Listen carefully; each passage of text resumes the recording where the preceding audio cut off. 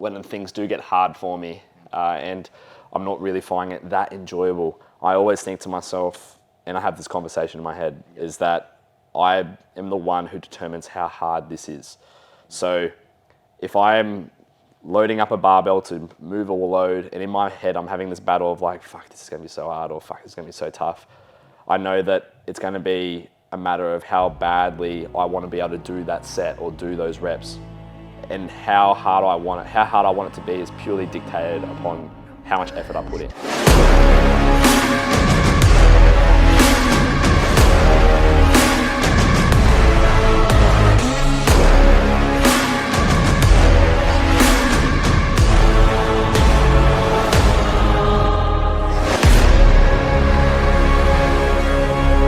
Hey guys, welcome back to episode 14 of The Hunt. Today we're doing another episode of just Benny and I. Going to have a little bit of a round table. Well, what's that? That's not really round, is it? It's round.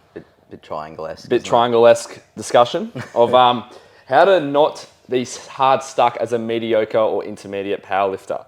I think this is something that it's going to be good for a lot of the beginners to hear, or people who haven't been in the sport for more than, let's say, 1 to 2 years.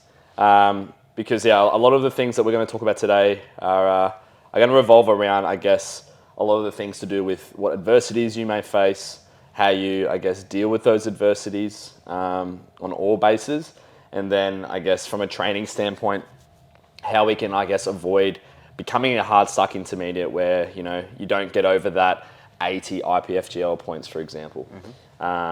So yeah, keen to sit down and have a chat with you, mate, about that sort of stuff. But first and foremost, how's your week been? How's everything going? Yeah, it's been really good. In week 5 of my current block, training's gone really well. Just carrying momentum that I had to slog out hard to regain, but really good. Yeah, outside of that, everything else is good. How about yourself, mate? Yeah, everything's going. Oh, well, actually, I found out that I tore my quad on Monday or Tuesday. That wasn't very fun. I had a. For those who don't know, I'm playing state couples tag on the 17th and 18th and 19th of March. And I've been obviously training for that so I don't tear anything, but I just tore something anyway. Yeah. So it was all to do when I was kicking a 50-10. So thinking about like doing a grubber kick with a footy. I was in like full hip extension, knee flexion, and I guess I went to that fully shortened position to kick a ball, and it was like immediate when I felt something go. Yeah. I thought I just strained it, left it for 2 weeks, but then it just wasn't getting any better because I kept training on top of it. And went and got a scan, and there's a 4-5 mil tear at the, what do you call it? The fascia. Yeah, right. It's not where the tendon is, it's like just below it. So it's more ideal than not. Yep. So it's not limiting me to train, it's actually okay. I can feel it like a 2 to 3 out of 10 pain.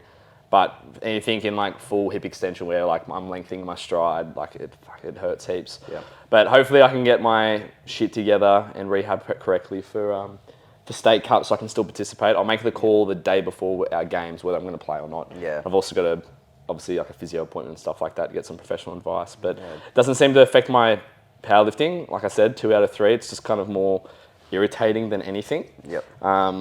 But other than that, unathletically, we're preparing to celebrate International Women's Day next week.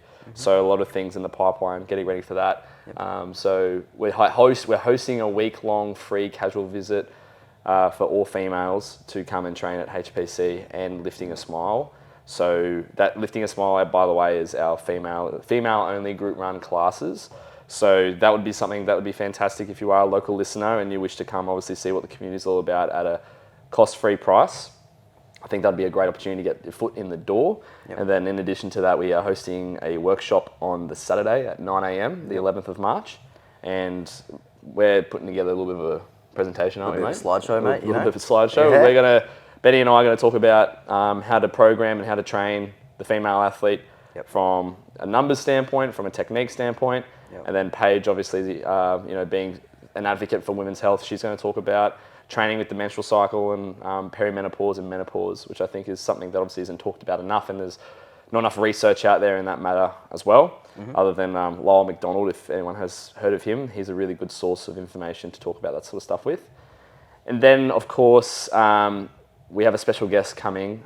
yet to be locked in because it's a little bit flaky at the moment. But hopefully, a women's health physio to come in and talk about pelvic floor dysfunction in strength training. Yep. So obviously, a lot of females experience leaking when they're exerting force into the floor across various lifts, and that's something that they feel self-conscious about. So hopefully the women's physio can not only, I guess, share some information or light on how to train around that or train those tissues. Or, well, in some cases, people will leak because their pelvic floor is too strong because it is too trained. So I guess getting some movement variability in that regard would obviously be very helpful for many of our female clients or any females out there that wish to come participate. So 9 a.m. on the 11th of March, come on down to HPC. We'll have the cafe open, Drop Bear Coffee. He'll be Big Connor downstairs will be working, having some bacon egg rolls and whatnot. We've got some custom-made cookies coming as well, which will have some cute little slogans on it, like strong bitches only or something. Yeah, that's it. 100%.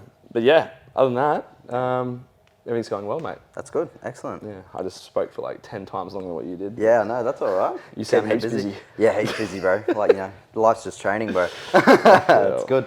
All right. So, yeah, we're going to talk about how to not become a hard stuck, intermediate powerlifter. So, did you want to kick things off, mate? Yeah. And I guess probably just start off by saying, like, what is a hard stuck intermediate? Yeah, so I suppose, like, you kind of get those people or those athletes where they're at a kind of crossroads, whether they're just someone who lifts or trains or someone who wants to be an athlete, I suppose. And if they want to go the extra mile to facilitate that progress that only the people who are willing to push those, that extra 50 to 20 to 5 or 10% are willing to do. So I suppose, yeah, it's just different training systems, pushing through all the adversities that come with powerlifting, and just knowing that it's not all like sunshine, rainbows and PRs. Like you just have to get through it and get through the tough times so that you can experience the good ones. Yeah, for sure. I agree. And this is actually tying back to my quad injury that I just got with OzTag. Like a lot of the adversities you'll face as a hard stuck intermediate is injuries and getting those niggles, because obviously, and probably everyone's heard this in the past, or for our listeners, we're doing a bilateral sport where we're moving an even amount of weight across two different sides of our body. And being asymmetrical humans, with obviously like our organ displacement and things like that, it's going to be very hard for us to avoid any of those injuries occurring, whether it be like right knee pain or left shoulder pain or some sort of rib pain. Like there's going to be pains that are going to occur no matter what, and it doesn't, and you're going to experience it at some point. And the cool thing about having a powerlifting coach who has a lot of experience is that they've probably dealt with those injuries in the past themselves, or they've coached their athletes through times where they know how to handle those types of injuries. So it's important to know that, like, whenever you're going to do something as specific as powerlifting, squat, bench, and deadlift, you're most likely going to come across very similar sort of niggles and stuff as a hard stuck intermediate. 100%. Sure. So I guess on the sense of adversities and pains and injuries, like I was saying before, common stuff we see is in the squat. I find that a lot of intermediate people start to get knee pains when they squat, start to get obviously a developing back pain because they can't hit depth and they're relying on that little bit more lumbar flexion to access that range of motion. And then that can also lead to hip pain. Like there's so many different, I guess, ways the body can compensate and create pain that it's not, I guess, all the same. But it all stems from probably the same thing. So I guess one of the biggest things is just to make sure that you're understanding that you are, as an intermediate, going to go through this teething process to find what positions work best for you. And it's important that you communicate this with your coach, or the coach is communicating with you that you need to improve on these competencies. I guess, what sort of growing pains have you experienced becoming an intermediate powerlifter for you?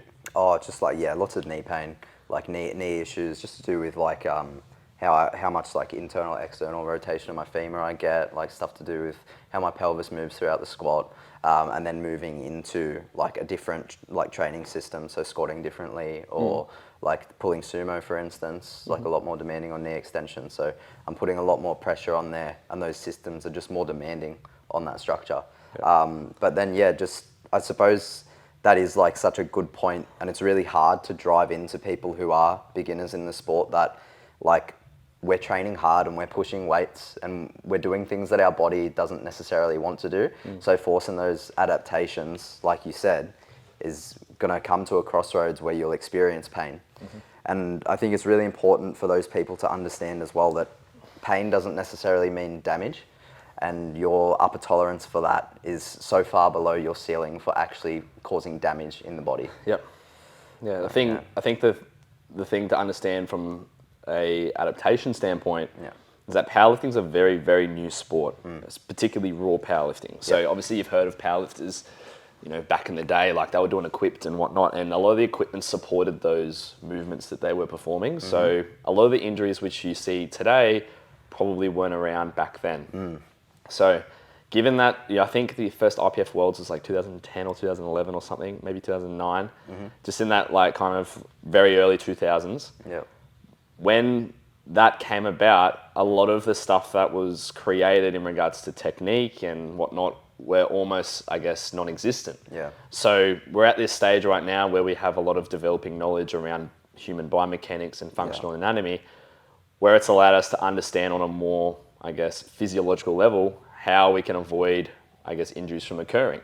And that's through just understanding the athlete in front of you, what their presentations are and how they move, and then being able to find a system that works best for them, whether it be in a program or in technique.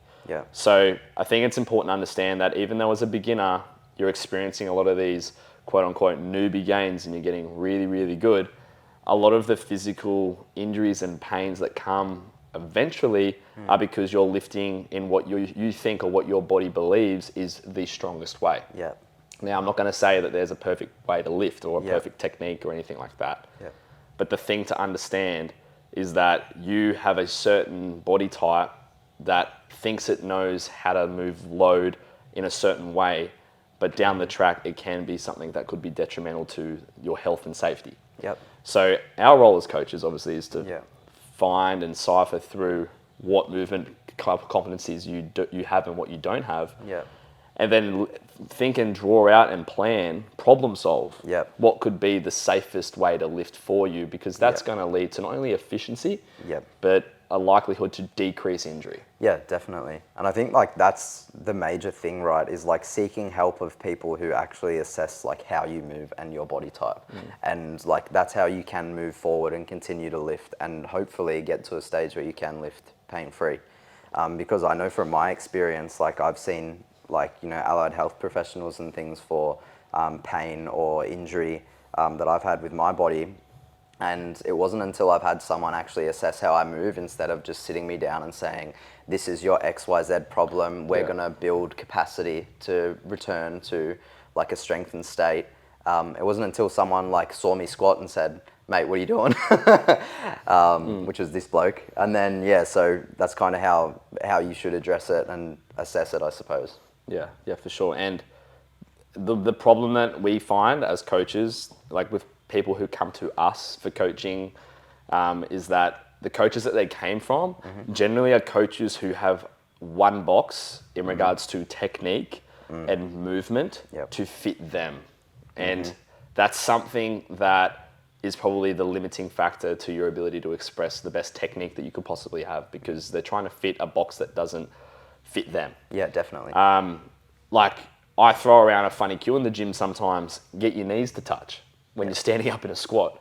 And that's something that a lot of coaches probably don't say. But 100%. For some people, because they're so abducted and externally rotated, that they may just need that cue to actually drive some sort of compressive force into the floor. So it goes without saying that like as a coach, you need to have a big enough box to pull out whatever you need to allow the athlete to be able to lift to their best and full, safest potential. Yeah, definitely. I think that's such a good example as well, because you get so many people like that are not from like powerlifting specific, or or maybe they are, but they just bias like knees out, for example, or at everyone. Chest up. And chest up. And like then people start running into like knee pain, hip pain, back pain, and it's like that's because they're on the other side of the steering wheel and you need to move them to the middle. Yep. So exactly.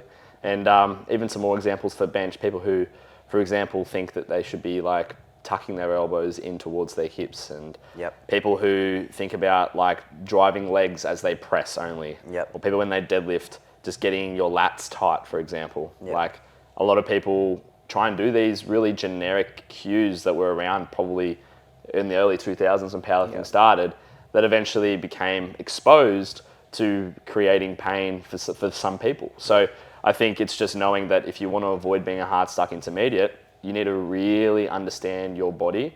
Your coach needs to understand your body, and you both need to work together in synergy to allow each other to understand what's the best movement pattern, what's the best programming strategy moving forward to ensure that you don't have any sort of physical adversity. Yeah, definitely. And I think that segues really nicely into the second point, where we move into more of the mental demand and adversity that you may experience.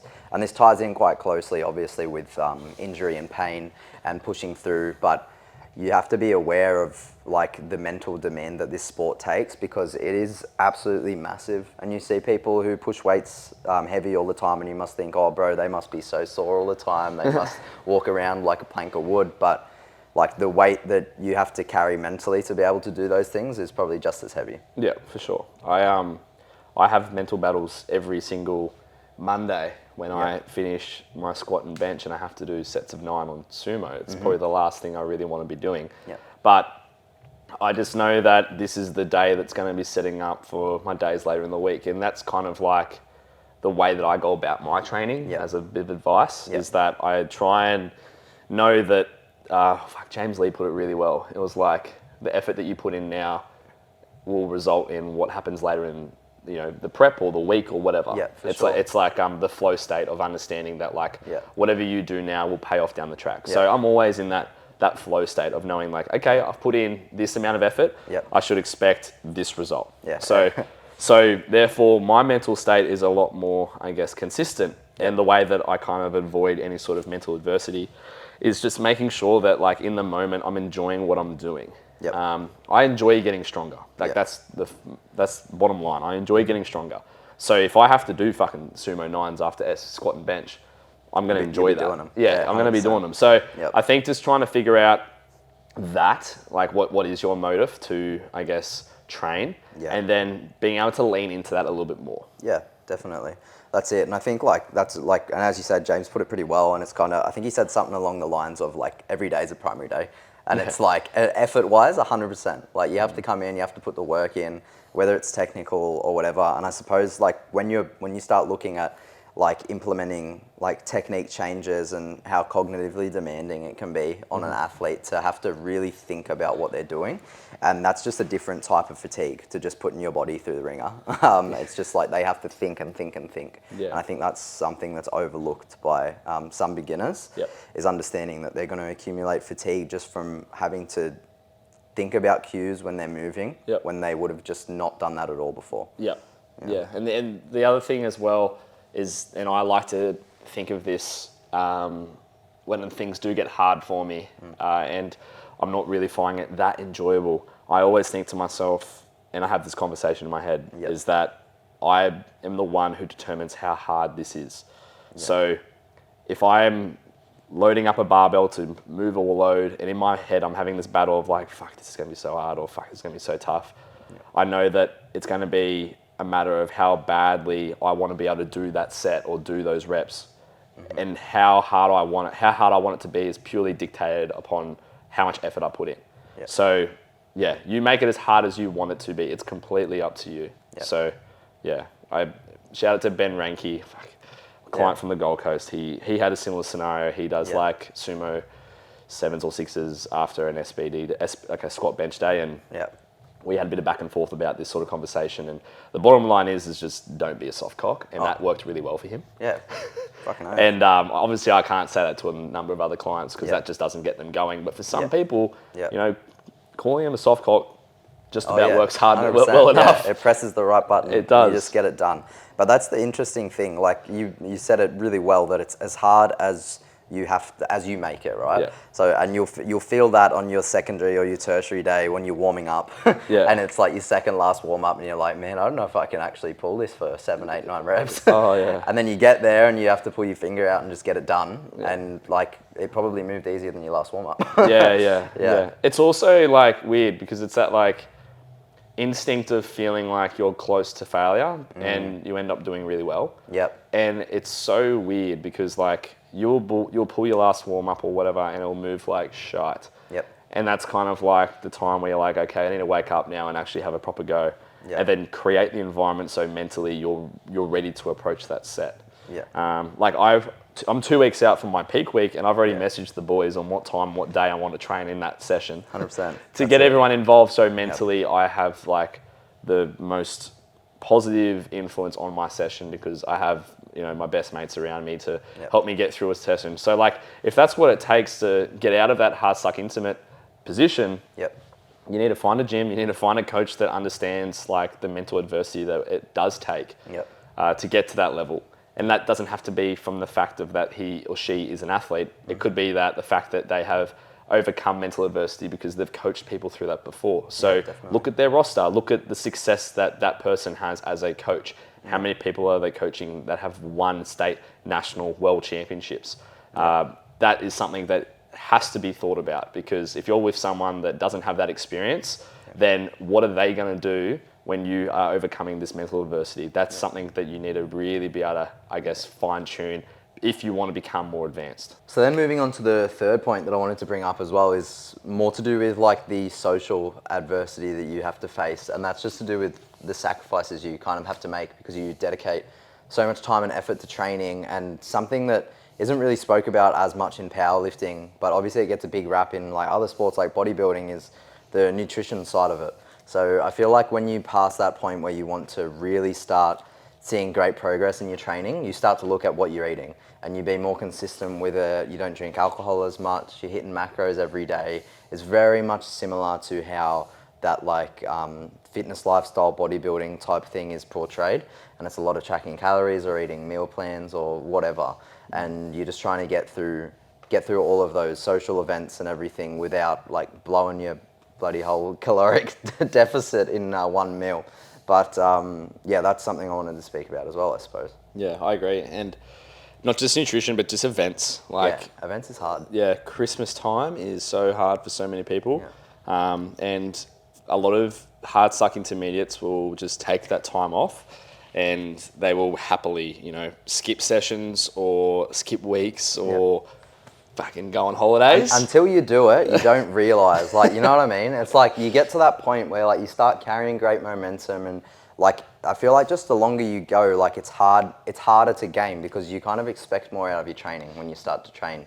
Like, and invest more time and invest more effort, and you've been doing it for a long period. But as soon as you start to take time off and things like that, like you just take your foot off the gas, what feels like a little bit, and you come back and it's like you've lost not only the time that you've gone away, but you've lost another block of progression trying to rebuild, and then potentially the next one. So that's something to understand as well. And just on the same topic, not necessarily to do with social, but when it comes to tapering for competitions, right? Like we're tapering away not intensity, volume in a lot of cases, and a lot of intermediates and beginners don't necessarily do much volume, but they do more volume than what they've done before. And when you take away that volume, it is going to be really confronting in the post-comp block where you need to start rebuilding again because they expect that they're going to be at their strongest again post-comp.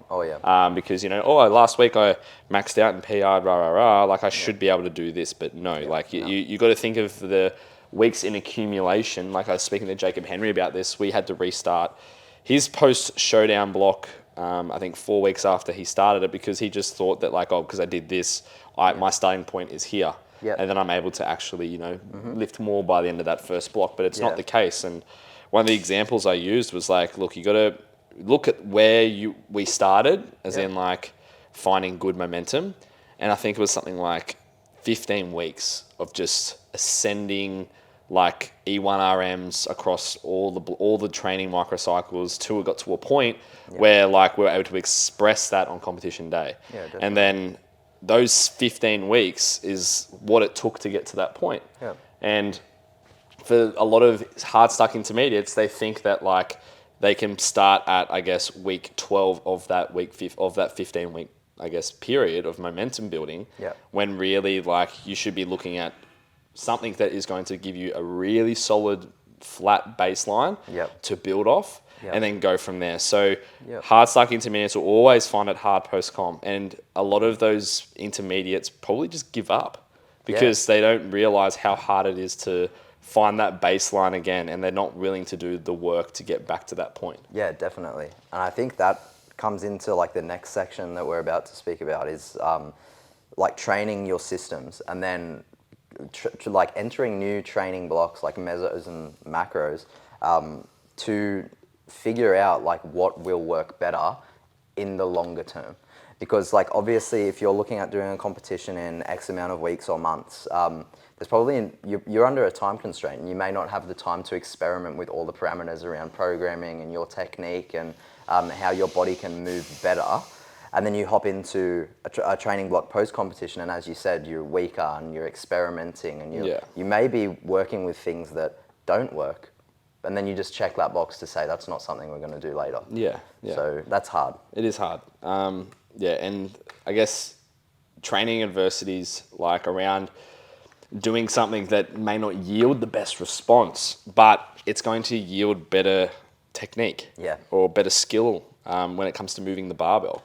A lot of hard stuck intermediates are going to be looking at, absolute load. Like this weight should be moving at this speed or this RPE to give me this E1RM or this in comparison to that person for what they're doing. You just got to remember the reason why you are a beginner and intermediate is because you haven't mastered your technique yet.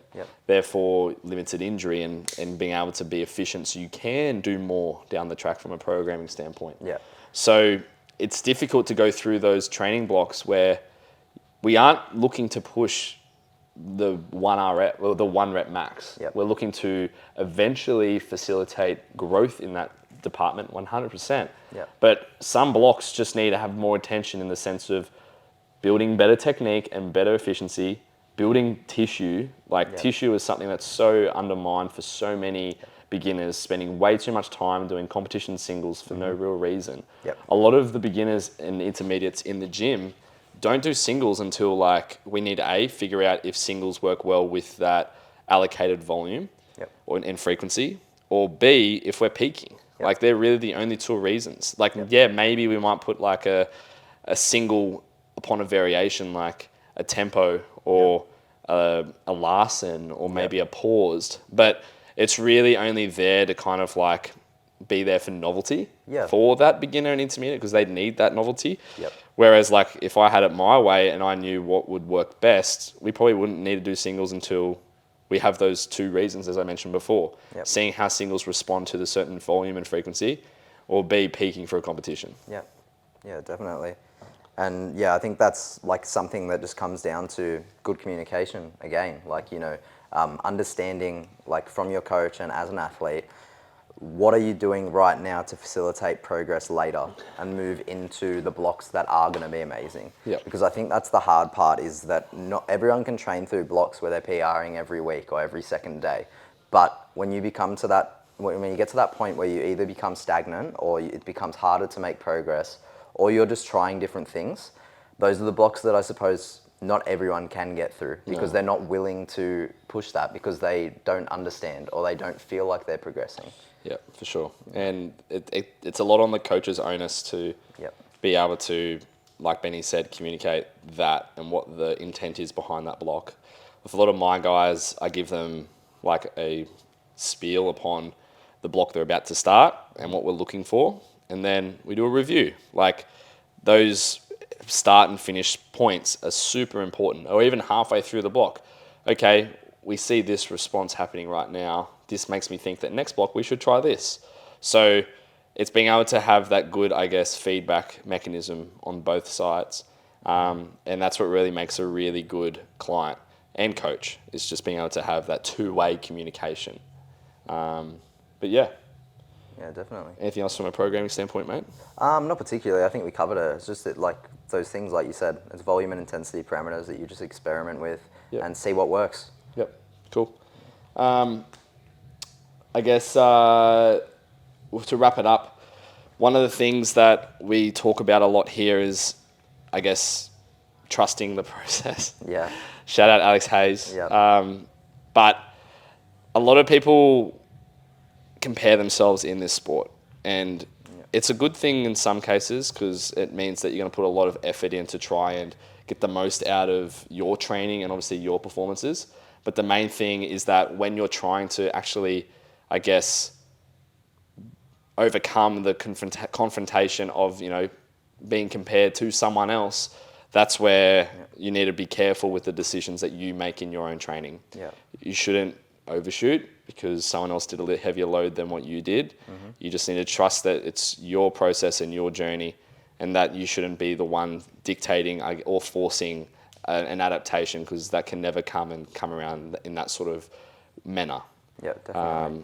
I think that's like so important, and just like staying in your own lane when it comes to that type of thing. I think around the competitive season, like, it's really interesting to have people who are on your similar level and use them as a bit of motivation. And obviously competition, like, we're in a competitive sport at the end of the day. That's what you want to do. You're there to win. Like, if we were there to just lift weights, we'd just come to the gym. Exactly. But I think when it comes to training, and especially when you're not around your competitive season, so to speak, I think just staying in your own lane and focusing on what adaptations or what you can do to facilitate your progress over time is the most important thing. Because you may be looking at people who you see as competition when it comes time to hit the platform, but you don't know what their program looks like. Yeah. You guys could be running similar strength output rep ranges, but you don't know what their frequency is for each lift or how much volume they're pushing, and then how that's impacting your potential to create output. Yeah. So you just have to kind of stay at what you're doing and just appreciate it. And like you said, trust the process. Yeah. So, yeah. Like, whenever you hear trust the process, you get a lot of eye roll because it's just like, fuck, mate, come on. Yeah, heard that a billion times. Come on. Give us the sauce. But, mate, at the end of the day, that's all it really is. For sure. No sexy answers, right? There's no sexy answers getting stronger. And the other thing as well is that, we love to do this because it's difficult. I personally love to do powerlifting, and I enjoy the fact that I'm yet to reach my full potential. Yep. And that should be something a lot of hard stuck intermediates or beginners should try and pursue, is that that your potential is so far ahead of you. Mm-hmm. You need to, again, enjoy the process of of what it takes to get to that point, because it is difficult. Yeah. I didn't start this sport strong at all.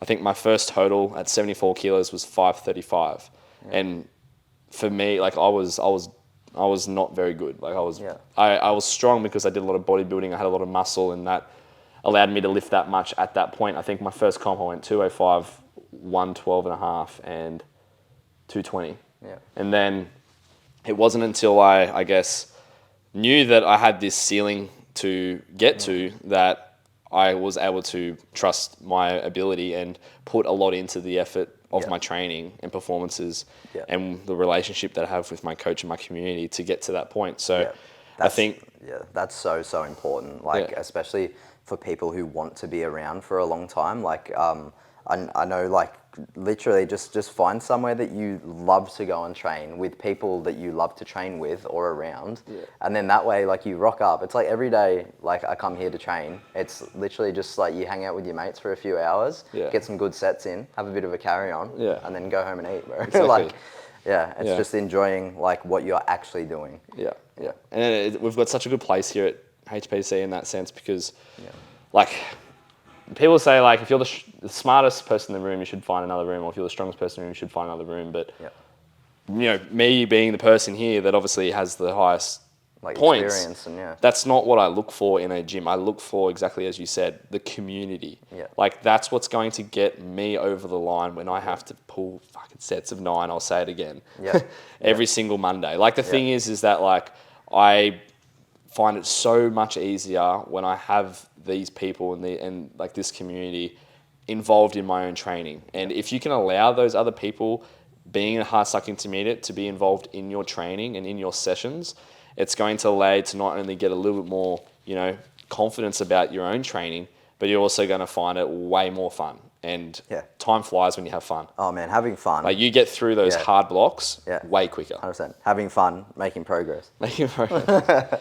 Yeah, cool. I guess the last thing we'll talk about is just the feeling of overcoming, I guess, all that difficulty and that adversity. Yeah, 100%. When you finally crack the nut and you're no longer a hard stuck intermediate. Yeah, I think like the best analogy to put this to is like having like a hard slog at a big prep, like really pouring everything you have into it, and then having a good day. Yeah. Like, you know what I mean? And just like, meeting the expectation or just performing well. And I think that's like the perfect way that you can sum it up, is because you have moments there where it's like, man, this is tough. Like I'm in pain. Like I am tired.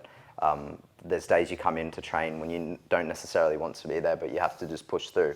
And then on the day, like you remember exactly why you do this. Exactly. Yeah, like we talk about it quite a fair bit about the perfect meet and the perfect scenario, and people in the gym all the time here at HPC, they'll enter in what their training total is. Based on their top sets and then E1RMs and then like what their ceiling may be on the day. Like we talk about those sort of things, and more often than not, the perfect scenario doesn't play out, but it will one day. Yeah, 100%. And it only will happen when all the things align that doesn't make you a hard stuck intermediate. Yeah. Like you're taking care of your physical well-being, you're managing your injuries and your pain, you're communicating with your coach and your health professionals. You're able to make sure that mentally, like you're present and you have a clear understanding of your psychology and how that can benefit your performance in training and on the day. Like those two things working together is unbelievable. Then obviously having your social aspect of your life in line as well, like not going out and getting on the piss and expecting to PR the next week, and making sure that you're not eating KFC at the intersection when you leave the gym at 9 p.m. at night at Hunter Performance Center. Like there's so many things that like can be done to help you achieve those, ideal scenarios at that dream meet that you want to have. And that day will come for a lot of people. It's just enjoy the journey to get there. And the funny thing is that like if you miss out on hitting that goal of yours at that meet, there's always going to be another one. There's always the next one, People always say like, oh, this may be the last time you ever compete, so make the most of it. Like, I don't know how I feel about that, because I think if you find a happy balance between the two, it's kind of like you want to go hard like it's your last one. Yeah. You know what I mean? It's like living every day like it's your last type of vibe. But like, just, finding the balance where you're not burning out because there's so much pressure on yourself and everything. Yeah. But I think like all those variables you kind of just mentioned there, and how you like become and I suppose surpass that barrier of being an intermediate is, it just comes with time and experience. And that's the hard part, is that none of the things that we've spoke about that you have to overcome are going to just happen overnight. So it's kind of like you have to just stick with it and just like trust that like you're getting better than you are yesterday. That's good. Taking those little wins. And if your coach can't find a single win in a block, then you need to find a new coach, because the program is shite. All right, I think that will do.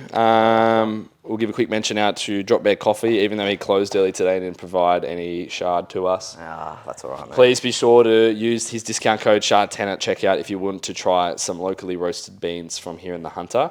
They're really good. He just got a new batch, I think, from Tanzania. Yeah, did he? I think one of the tea countries. They're from somewhere, but they're good. So from somewhere in South Africa. But that will do. We'll see you guys in the next episode. Like always, please share this with your friends, like it, comment on it, subscribe to it, and we'll see you in the next one. Peace.